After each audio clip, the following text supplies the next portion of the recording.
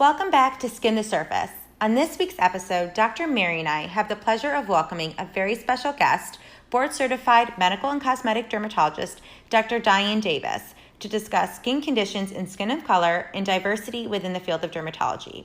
Dr. Dianne Davis is fellowship-trained cosmetic and procedural dermatologist and currently practices at Westlake Dermatology in Houston, Texas.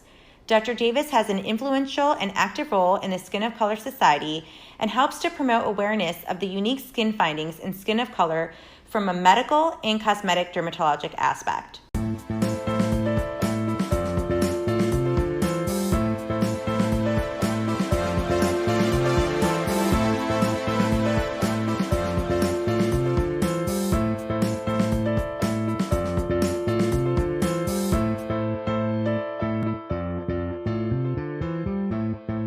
Welcome, Dr. Davis. Hi, thank you for having me. Let's jump right into it. The first topic we would like to address is skin discoloration or dyspigmentation. This involves patches of skin becoming lighter than the surrounding skin, also referred to as hypopigmentation. And conversely, hyperpigmentation, which involves patches of the skin becoming darker than the surrounding skin. These conditions can become more visible in patients with pigmented skin, which can subsequently have a negative effect, as you can imagine, on one's quality of life. So, as a dermatologist, Dr. Davis, what is your approach to post-inflammatory hyperpigmentation, and how often do you encounter this in skin of color individuals? So probably on a daily basis, I see anywhere from about 80 to 85% of post-inflammatory hyperpigmentation in my patients who have skin of color. Primarily that's because I treat a lot of acne and eczema and I'm my clinic from a medical standpoint. And so I see a lot of patients that have that condition. Both of them are very common because with skin of color patients, our melanocytes are extremely sensitive. So whenever there is inflammation going on of some sort, then there's always going to be some sort of pigmentary alteration I find in skin of color. So my first approach when I'm looking at either post-inflammatory hyper or hypopigmentation is I really ask, what's the root problem? What is the cause? Is it the acne? Is it the eczema? Is it a rash? Is it a scalp condition? Because there's usually something underlying that has led to the pigmentary changes. And so I usually will address treating the primary problem first. A lot of patients will come to me saying that they want treatment for their scars, which they sometimes will refer to when it comes to pigmentary alterations. But I always tell them if we don't address the primary problem, they're going to keep getting the scars or the brown spots, or PIH is how we abbreviate it. So I will always get them on a good skincare regimen, some acne medications, or, give them tips and tricks to control their eczema or whatever rash it is they have going on. And then I'll usually then move on to addressing the pigmentary changes by first discussing sunscreen with my patients of color, because I find a lot of them do not use a sunscreen in their regimen. And so that's going to be my second line therapy, or I guess my second form of treatment and addressing their concerns. And then after that, if we need to consider something such as a chemical peel or a laser, depending on what's going on, then I may add that in later on after subsequent visits. Great, really interesting.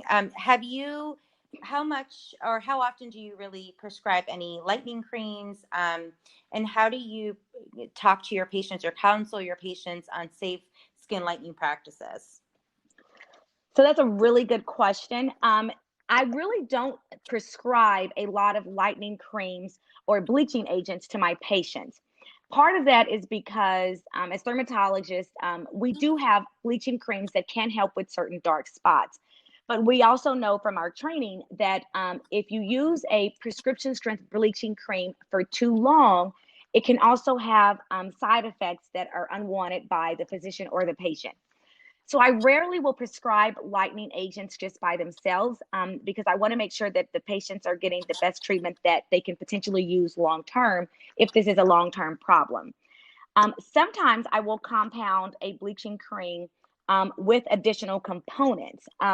So I might, add in a little bit of acne medicine or a little bit of a topical steroid just to minimize some of the irritation they may get from the bleaching cream.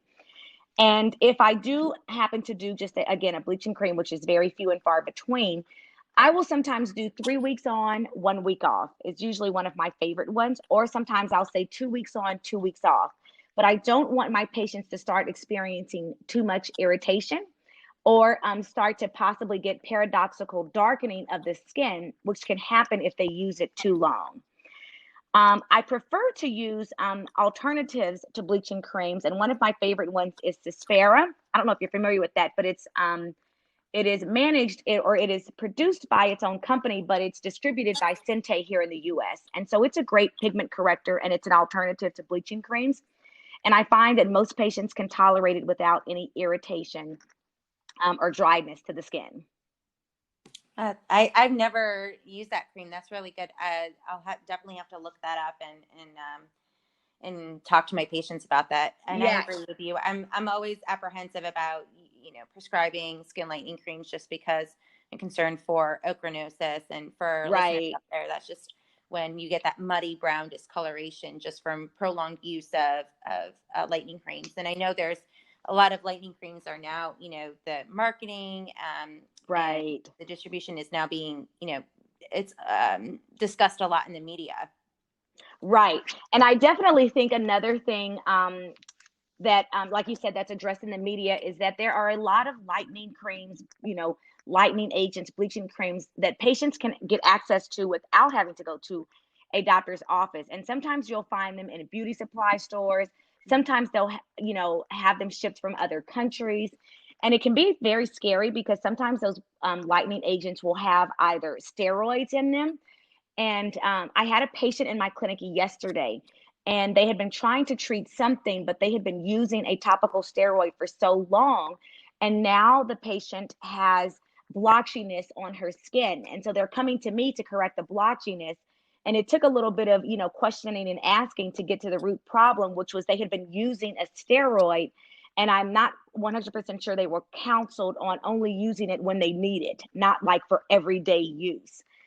So there's a lot of, marketing, products that are out there, or, lightening products that are out there on the market that are not safe. And I think it's very important that we continue to talk about this with all of our patients, just so that they don't have some of the unwanted side effects. Yeah, that's great. And so just to tie into a little bit of what you mentioned before in terms of laser procedures. So we often get asked by our skin of color patients whether or not it's safe to use certain lasers, particularly for hair removal or dark spot removal. And often the concern is that they've heard or read that maybe a certain laser is not going to be safe for pigmented skin because the procedure itself might cause a darker or lighter spot on the skin. So Dr. Davis, can you tell us more about your approach to lasers and how you can counsel your skin of color patients about cosmetic procedures, specifically laser procedures? Yes. So I absolutely love lasers. As you guys mentioned, I did a laser and cosmetic fellowship in Salt Lake City. And the reason why I did that is because I really wanted to learn more about lasers and also lasers in skin of color. And so I do counsel, I feel like I do see a lot of my skin of color patients when it comes to lasers for either hair removal, acne scars, or brown spots or discoloration. And so the first thing I usually will counsel my patients on is that we should first do a test spot.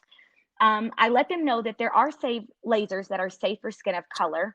I also stress to them the importance of having their laser treatments done by board certified dermatologists. In my opinion, we are the experts in lasers. We are the experts in how lasers interact with tissue. And so I do find that some of my patients may ask my opinion, and then they may want to know if they can go to, different spas or businesses in the community. And I always tell them that a lot of the reasons they may hear about complications comes down to the operator behind the device. And that's because you want to make sure that you are being treated by someone that's knowledgeable about what it is they're doing. So I do explain to my patients that you can do lasers safely in skin of color. It comes down to, again, having the right laser that is safe for skin of color, and also understanding and knowing the parameters.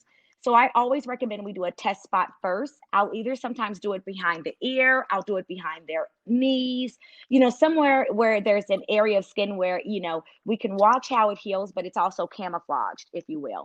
And that gives us a good idea of how their skin is going to react to the particular settings that we may have done for the test spot. Then when they come back in for their treatment, then we can do the full treatment knowing that their skin responded appropriately, we didn't have any pigmentary alteration, and it's safe to move forward. I will sometimes let them know that if we're treating hair removal, for example, that's going to take many treatments. And so we do them monthly. And so with each treatment, we may have to sometimes adjust the laser settings, but always starting conservatively and then going up is the way to go. Some patients will come in and they'll say, do the highest setting you can, doctor, so we can, treat my hair or get rid of these brown spots. But I always let them know that may not be the safest, because we need to really see how their skin reacts. But I do also counsel them that there is a risk of, post-inflammatory hyperpigmentation. So I usually will have them on a regimen of a prescription strength medication as well, right after we do their procedure, to calm down the inflammation that their melanocytes may have just underwent. And I find that really helps to minimize any skin color changes after treatment. Wow, really interesting. Speaking of hair, another common concern in our skin of color patients is hair loss, and that's also known as alopecia. Although, there's so many different flavors of hair loss, there are certain types that are of hair loss that are unique to the skin of color population. Dr. Davis, can you tell us a little bit more about these types of hair loss that you see in your patients? Yes. By far, I probably see traction alopecia and CCCA the most in my patients. So I'll start with traction alopecia because it is probably the most common form of hair loss that I see in my patients. And so traction alopecia is the result of tension, provoking hairstyles. So for some patients that can be tight braids. For some patients that can actually be if their hair is in a bun, and they dig the bobby pins in too deep. That can actually lead to some irritation and possibly hair loss. So every now and then I might see it in a ballerina. Sometimes it can be from a hairstyle that they may have had one time. Sometimes it can be from maybe a dreadlock hairstyle or a sister lock hairstyle. That's another form of locks. Sometimes it can be from a hairstyle that they also had previous years before they come to see me. Because I will sometimes see patients and I'll ask them, well, did you ever have like a tight bun or a tight hairstyle? And they might say, well, no, I haven't worn my hair like that for several years. But it's interesting. I do sometimes see traction alopecia show up a little bit later. And so that's kind of interesting to explain to patients as well. So, my approach is to definitely try to work with the patients as much as I can to educate them on different hairstyles that we can still wear, that they are comfortable with and that they, feel makes them, feel the most, confident with about themselves, but just minimizing some of the tightness or the tight rubber bands, the tight bobby pins or things like that. The second form of hair loss that I see is CCCA. And so for our listeners, that stands for central centrifugal cicatricial alopecia. So that's a form of hair loss that is probably more common than we know. And it tends to be partially due to genetics and also partially due a little bit to hairstyling procedures. But that form of hair loss normally starts at the top center of the scalp and it kind of spreads outwardly in a circular fashion. Patients may sometimes come into clinic and they may complain of itchiness, tenderness, tingliness, or pain with their scalp. And so those are also indications that let me know that there is an inflammatory component to their hair loss. So I always explain to my patients, whenever you have symptoms with your scalp, that's not normal. Your scalp is not supposed to itch or burn or be tender. And the same goes for traction alopecia. So if you're having symptoms, that's telling me that there is inflammation that is going on underneath the skin, and that inflammation is causing your hair follicles to be attacked and then fall out. So we have to start addressing, again, that primary problem, addressing what's the inflammation the result from, so that we can stop it from happening. And I usually will say, if we can get some hair growth back, that's a bonus, because I can't always promise that their hair is going to grow back. But I at least want to stop the process from happening so they don't lose more hair. So between traction alopecia and CCCA, those are the two most common forms of hair loss that I encounter in my patients, and I think definitely happen most prominently in African American patients. Yeah, that's such great information, and time is really of the essence. So, the sooner we can get our hands on these patients and see them, the better the care can be for them. So, Yes, yes, that's a very good message. And oftentimes on my social media platform, I will even sometimes, maybe do a call of action to the hairstylist because they're going to see it probably like, twice, twice as early as we will see it as dermatologists in our clinic because they're seeing the patients on a very routine basis doing their hairstyles. So I will tell them, look, if you have clients and you notice that there is, a little bit of hair loss, a patch of hair missing, or they're really complaining about symptoms while you're shampooing their hair or washing their hair, like tell them to get into a dermatologist because you are absolutely correct. Time is money when it comes to this. And I do unfortunately see some patients who have gone years and they've started covering, the areas of hair loss with either wigs or different styles. And, sometimes they come in with, such a severe, degree of hair loss, and so that's a completely different conversation because we have to, set those realistic expectations on what, we can provide for them as dermatologists. yeah, that's so true. And, you kind of touched on this already, but are there any general tips that you like to give your patients about how to keep their hair healthy and prevent this damage? Yes. So I will usually work with my patients along with their stylist, and try to come up with safe, healthy, protective styles that we can do to coordinate. First of all, their treatments, but also just addressing their forms of hair loss. So I definitely start with moisturization, and that's going to start first with, I mean, just even increasing the amount of water you're drinking. Something we all should be doing. But then I will work with them on trying to make sure that we can hydrate their hair with the products that I think are best for their hair type, their hair texture, and their curl pattern. Because every patient is going to be different on how they style their hair, how often they shampoo their hair, and how often they go to possibly get it done. So I really try to coordinate, okay, what are you already using? And then if I need to maybe make some recommendations, or I'll give them some of my recommendations and tell them to discuss them with their hairstylist. But I definitely think moisture is key because our form of hair, particularly in African descent patients, our hair is more coarse, it's thicker, and so it tends to dry out a lot faster. So moisturization is key. And then also, trying to refrain from some of those tension provoking hairstyles if they do that. I will definitely talk to them about steam treatments. So they can actually go and do these steam treatments almost like you would do for facials. But those are also good for adding extra moisture to the hair. Thinking about particular oils that might be a little bit more hydrating for their hair, are also, other recommendations I try to give them. Wonderful. Thank you so much for sharing that.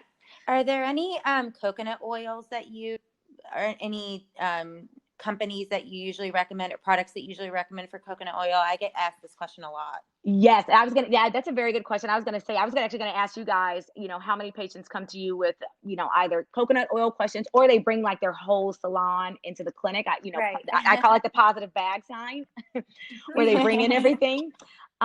So I'm okay with coconut oil. Some of it is going to depend on their curl pattern and how loose or how tight their curls are, because that can make a difference. Admittedly, one of my favorite oils, if I recommend it to patients, is tea tree oil. And I think the reason why is because it has a little bit of antibacterial property. So if I ever feel like there's, some hair loss going on and maybe a little bit of seborrheic dermatitis, which for our listeners is kind of like cradle cap in adults. That's the easiest way I can explain it. Of course, it's a little bit more of a fungal condition or a fungus that's driving it. But I will sometimes add, if they ask me about an oil, I'll recommend tea tree oil because it has a little bit of antibacterial property, which I think helps calm down a little bit of inflammation. So that's probably one of my favorites. If patients may say they don't like tea tree oil, argan oil is another one of my favorites because the molecule is a little bit smaller. So I know it's also able to be absorbed into the hair strands and the scalp skin. Admittedly, I'm not the coconut oil is not my favorite oil for the hair. But if some people are, if they feel like that really helps them, and as long as, you kind of think in clinic it's not contributing to their hair loss or possibly leading to like a contact dermatitis, then I will tell them they can use it, but use it very sparingly.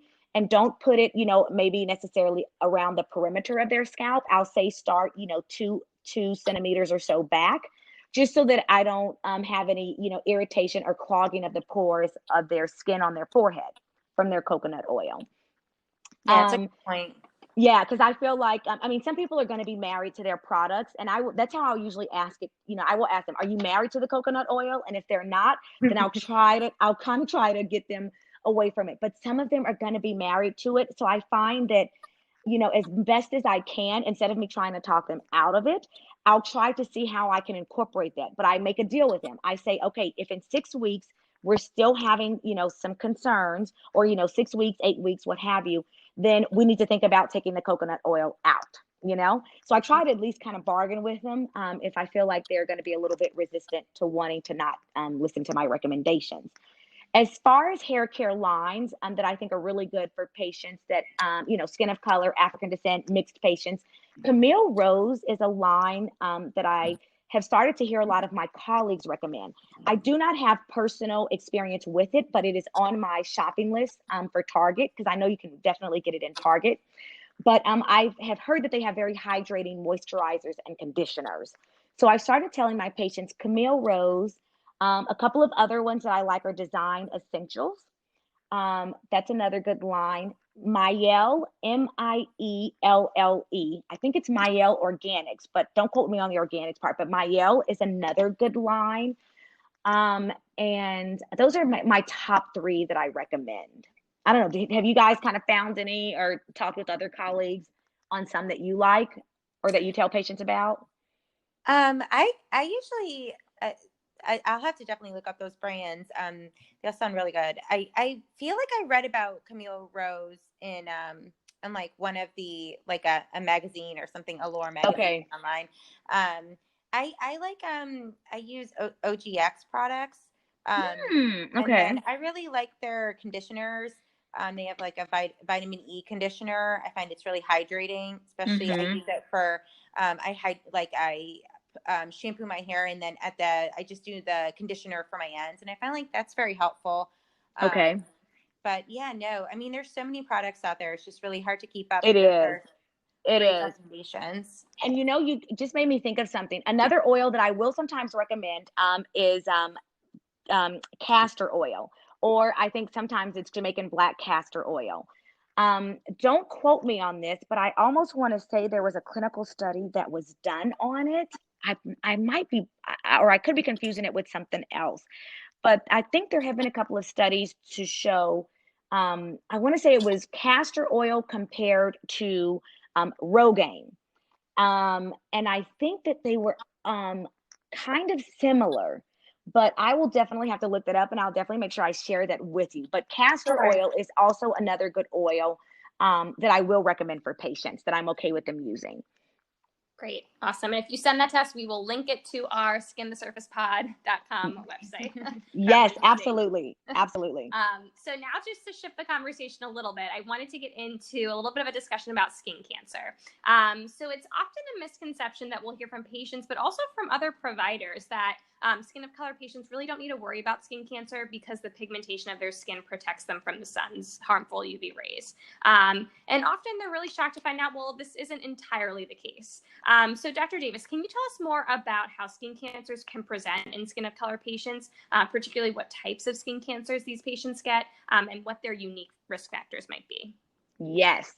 So I agree with you. I think it's something that we'll probably be preaching, until, for the rest of our careers, particularly, for African American patients, skin of color patients, because I still think that, like you said, there is a thought that, our melanin protects us. We don't have to wear sunscreen. Our black doesn't crack, however, patients want to say it. So the numbers show that skin cancer represents 1 to 2% of all cancers in blacks. Okay. And so while that number may sound low, African Americans, people of color can still get affected by skin of cancer. The thing I try to explain to my patients is that most people of color are less likely than Caucasian patients to survive their skin cancers, and in particular, melanoma. Melanoma is one of the more, it's one of the more serious or more, I don't want to say deadliest, but it's one of the more serious, forms of skin cancer compared to the other ones. And the estimated 5-year survival rate for African Americans is 65%, whereas Caucasian patients, their 5-year survival rate for melanoma is 91%. And a lot of that is because, African American patients are diagnosed later in life whenever they have a skin cancer, and it's usually at a more advanced stage. And so again, the question is, well, why is that? Why are African Americans getting diagnosed later? Some of that has to do with the fact of where skin cancers are going to occur on skin of color patients, because oftentimes they're not going to be in areas that they may readily see when they look in the mirror or when they look, down at their legs, because people of color are more prone to skin cancers in their mouth, possibly the palm of their hands, so they may see that. The soles of the feet, the bottom of the feet and between the toes, that's an area that, I don't know how many people look at that area of their body, every day, maybe even a week. I don't know, how often people look at, the bottom of their feet. The groin is another common location that sometimes might be overlooked. And then the nails is probably another important one. It's interesting. I don't know, you guys probably have it too. I have a lot of African-American patients that will come to me, for different colors or different lines on their nails. And that can mean a lot of different things. And so I am happy that more of them are coming in and asking about it, because more often than not, it's going to be, just something benign, just a little longitudinal melanechia, which is usually a stripe that just occurs on your fingernails. Some patients may have several stripes, and I just think that that's a pigmentary alteration that we see in skin of color patients. But sometimes that stripe could mean there's something else going on, or that discoloration of the nail.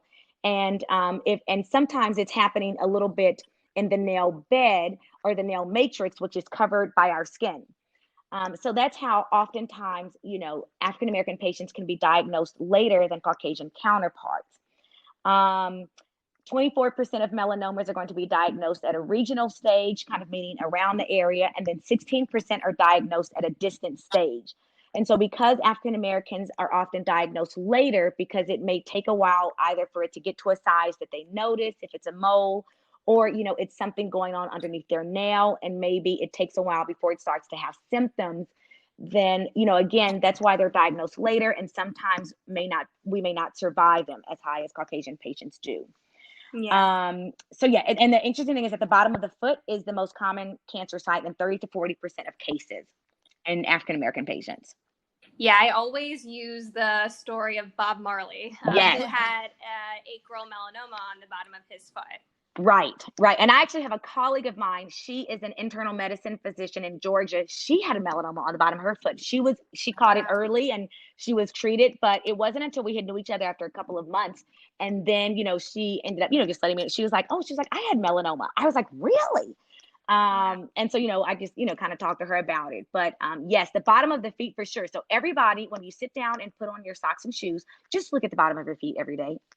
Just do it. Yeah, important place to not neglect and exactly. But speaking of that, so are there any particular kind of tips or tricks that you tell your patients about what to look out for? Like, when should they be coming and seeing their board certified dermatologist? What would be a concerning feature? Sure. Okay. So of course, I always tell all my patients, doesn't matter what background they come from, what skin type, I always tell them yearly skin exams is what every patient should do. Just like they go to their primary care doctor, just take a week and get all of your appointments done. Your primary care doctor, your dentist, your dermatologist, your OBGYN if needed.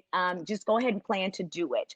I always tell my patients the ABCs, of skin cancers, again, will be a song as dermatologists will sing probably every day that we practice, So I always tell them, to always kind of monthly, just kind of have like a little skin check yourself, your self skin exams, just kind of looking at some of your moles, making sure they look okay, kind of, taking note of certain spots you've been watching. Things to look out for are going to be, asymmetry. If the borders, are not kind of even and uniform, if the color is not even or uniform, Again, diameter that's larger than a pencil eraser is the example I give. And then, the E is always evolving. So if you notice something that's changing, it's starting to have symptoms, it's bleeding, it's burning, it's tender, those are signs that we need to see it. You need to go ahead and just have your appointment with your dermatologist. When it comes to maybe like the lines or the brown lines on the nails that patients may have, I have them kind of watch and monitor the width. If you think it's getting wider across, your nail, then we need to know that. Or if you feel like the color is starting to spread onto your cuticle or your actual skin, or if you start to have painful symptoms, or tender symptoms, that's a sign again to come in and schedule that appointment with your dermatologist, because the earlier that we address it and evaluate it, we can let you know whether it's something benign or something more serious, and start to do our diagnostic test. Yeah, I couldn't agree more. I mean, I think everyone should come in once a year, and I think that that's a common misconception if, that they don't need to come in every year, Right. or they don't really need to use sunscreen. And speaking of, just sun protection, do you have any tips for specific for sun protection in skin of color patients? Yes. So yeah, like we kind of already touched on. I mean, trying to convince our skin of color patients to put on sunscreen is it's definitely a challenge. And I still get the looks too. This is a tip that I've actually started just doing it on my social media, but this is a tip that I've started to even just tell my colleagues, and some of it is also too because we're learning more information. But I learned this from one of my mentors several months ago. So I didn't learn it in residency, but I learned it several months ago. In skin of color, our signs of aging are discoloration. Okay. We get wrinkles, but we get them a little bit later in life. If you compare, same age, even same gender, Caucasian patient versus African American patient, our wrinkles are going to come a little bit later. The sagginess of our skin may come a little bit later, but in our kind of 30s and 40s and 50s, we start to get discoloration or blotchiness. Or I don't know if you guys have had those patients that come in like, my skin used to be even and now it's not anymore, Oh yeah. Mhm. And sometimes it can be, again, because of acne or PIH, but sometimes it's like there's like splotchiness where their forehead is a little bit darker, than their cheeks or something. That is aging and skin of color. And that is one of the reasons why we should be putting on sunscreen.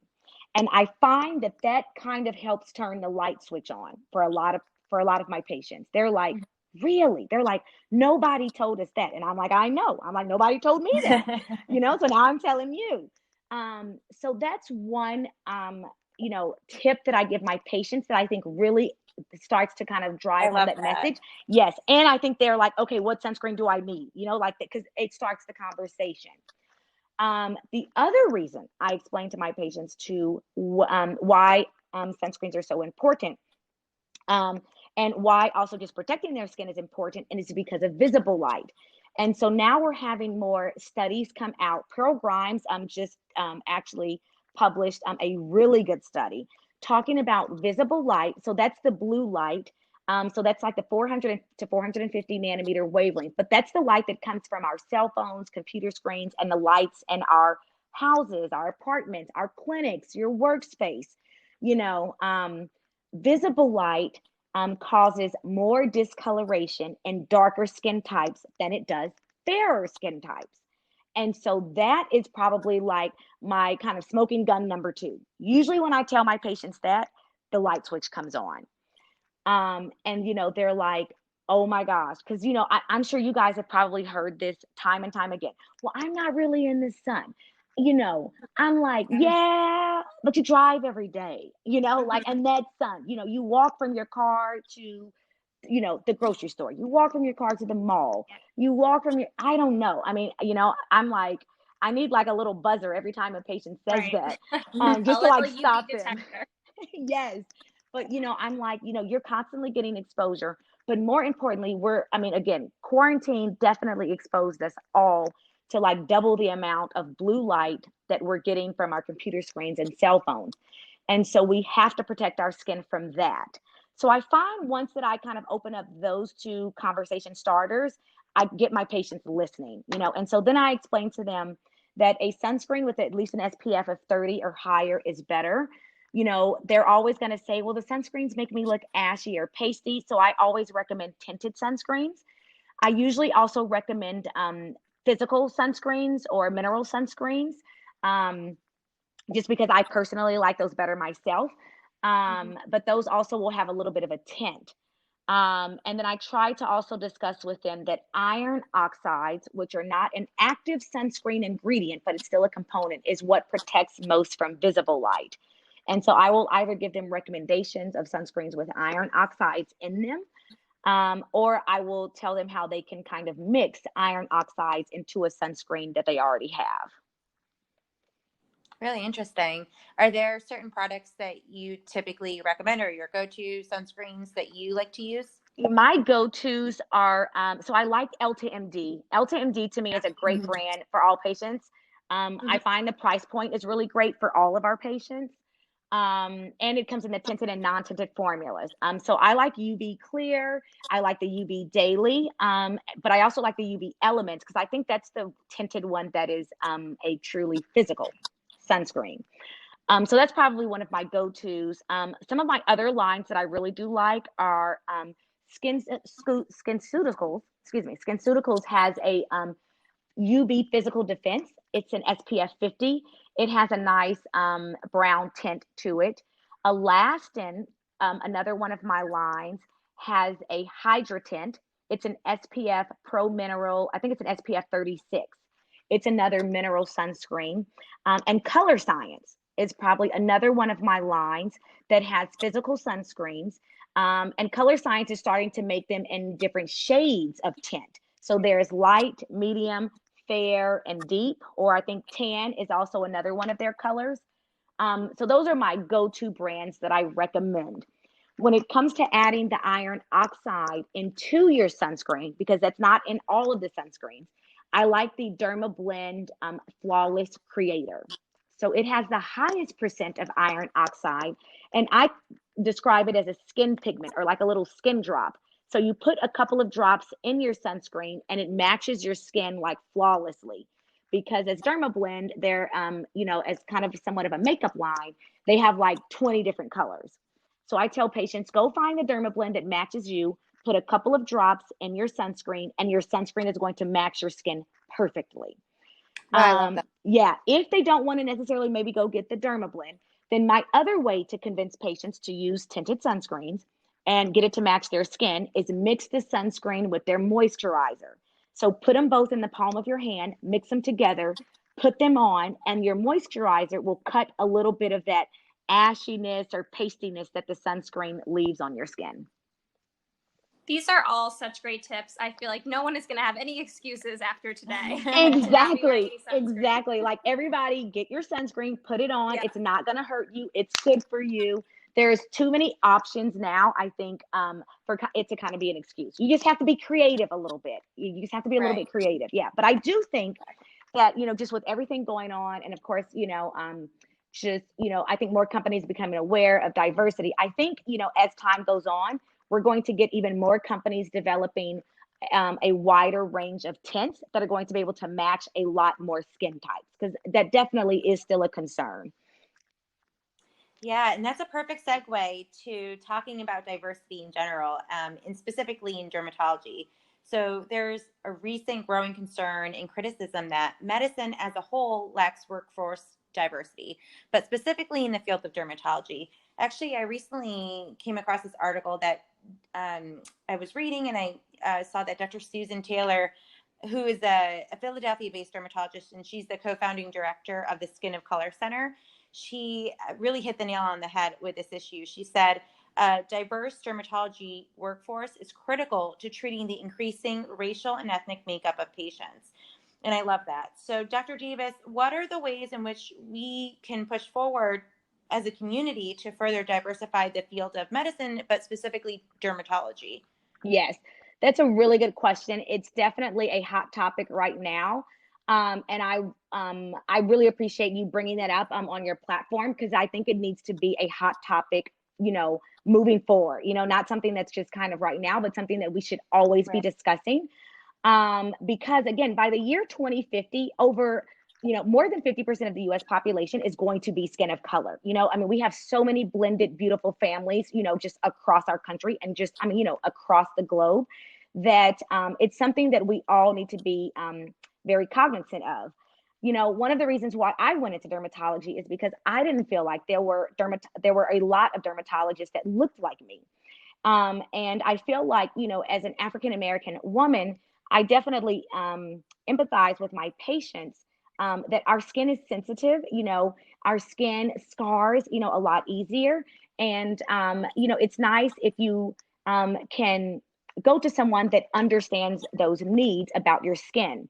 And I do think that by far and large, skin of color patients definitely feel more comfortable when they encounter doctors and dermatologists that look like them. That does not mean that those are the only options for them, though. But I do think that because of that, we just have to be more aware of that and bring more diversity into our field. I think it starts I think it starts very early on, first just bringing more awareness about dermatology as a form of medicine. And so with that, I mean like discussing it with patients and discussing it with African American communities and, at the kid level, so like just opening up, I think, even kids' eyes to, this is a kind of doctor you may be interested in wanting to be, or did you know that you could be a doctor, So now I'm definitely a little bit more mindful of that when I see young patients, or if I see, patients who bring their kids into the office, as I'm talking to the patients or the, maybe the adult and getting their information, I'll talk to the kid too. And I'm like, hey, like, are you here? And I'm like, are you going to help me take care, of mommy? Like I start kind of actually just bringing them into it early, because I do think that sometimes it just starts to turn on light bulbs, or it starts to just turn on opportunities that may not otherwise be, brought into their thought process. They're young, but I think that, when they're young, they have minds that are going to soak up a lot of information that they're given like a sponge. So we need to start early, discussing this with our patients and family when we see them, because I think it's an opportunity that oftentimes we may not think about because, maybe it just doesn't, we don't think about it, or we're in the hustle and bustle of clinic. But I think that's a great way to start to make an impact on, you can be a doctor that takes care of patients' skin, or, whatever doctor they want to be. I think it's going to take reaching out to colleges, in particular, historically Black colleges and universities. That's another great opportunity where, as dermatologists, you can meet young adults that are starting to think about what kind of career they want to pursue, and let them know, look, if you're interested in medicine, it doesn't necessarily, have to be, just surgery, or some sort of surgical specialty. It doesn't necessarily have to be, something that's always in the hospital. It doesn't necessarily have to be, a specialty that only takes care of kids, there's a lot of variety that we have in dermatology. And I just think that that's a field of medicine that maybe college students don't get exposed to, like some of the other ones, which are still very important, pediatrics, OBGYN, general surgery, very important fields. But, ours is important too. And if we want to start increasing diversity, we're going to have to go out as dermatologists and start recruiting. And that means opening up eyes more to our field. So those are a couple of ways that I kind of have personally thought about, ways that we can get involved. As dermatologists, most of us are members of the American Academy of Dermatology. And so I had a discussion with several colleagues about reaching out to other, medical organizations, some that, that have a little bit more of a focus, on diversity, or, certain ethnic communities. So, one of those medical organizations is the National Medical Association. And so it's a broad organization for, physicians of color. And within that, there's a dermatology section. But I'm like, how much interaction does that dermatology section have with the AAD? Can we kind of start to even get more interaction between those two organizations to see how we can, again, increase awareness and bring diversity into our field? So I think it starts on multiple levels. But I think it's going to take an active approach on each of us to kind of start very early. And the one place where we can start early and make a difference is right in our clinic rooms. When you have those patients from different diverse backgrounds, just kind of, casually start to have those conversations. My nurse yesterday, like she was like, telling me certain diagnoses, on patients before I had even went into the room. And I was like, are you sure you don't want to go to medical school? you Yeah. know, but I think some of that can make a difference on like, you know, like you can do it too. But I think we're just each going to have to start being more mindful and make a very conscious effort. Sorry, that was like very long. No, No, that's that's great. perfect. It's really great to get your perspective. And I think the most important thing is that we're just having more of these conversations. And we just Absolutely. need to continue this conversation. But beyond that, we need to start to take action. And so I think what you outlined is like the simplest things that any general dermatologist practicing and seeing patients can do, but Right. maybe a really lasting difference. So I think that's awesome. Right. Yeah, absolutely. Well, that's all we have for today. Thank you so much, Dr. Davis, for joining us and sharing all your wisdom. Be sure to check us out at our Skin the Surface website at www.skinthesurfacepod.com for more episodes, information, and links to check out Dr. Davis's social media accounts for more information on the topics we discussed today. As always, stay healthy and safe, podcasters.